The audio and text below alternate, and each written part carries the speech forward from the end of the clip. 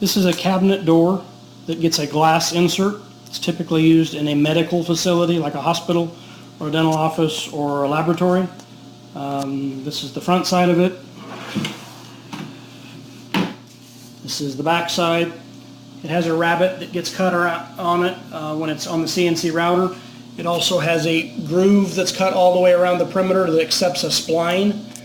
These are extremely labor intensive, number one, to cut on the router to make all this machining. Number two, when it's cut out, this surface here is all raw particle board.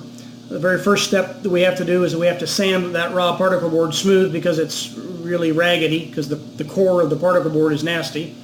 Then we have to edge band this edge internally by hand, and then we have to paint the raw particle board black so that when the glass is installed it doesn't look nasty.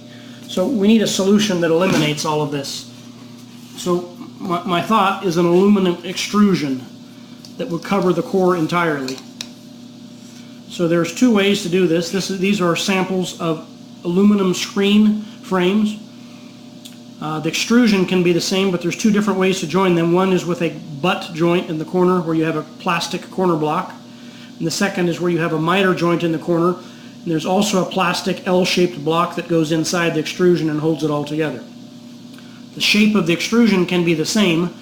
It's just the shape of the plastic corner block.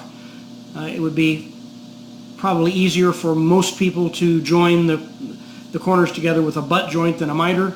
The miter looks better, but is more labor intensive. So what I envision here is an aluminum extrusion. It's actually a two-piece extrusion.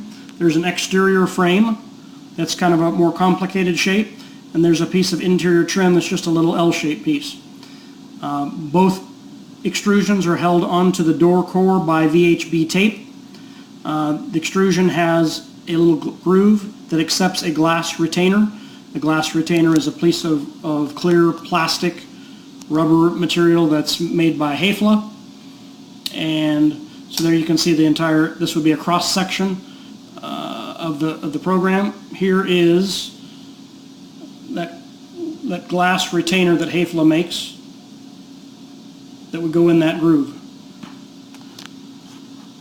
So I can envision selling this two ways. One is with the plastic corner joints where they're butted together, and the other is the mitered. That's what we need. Thank you.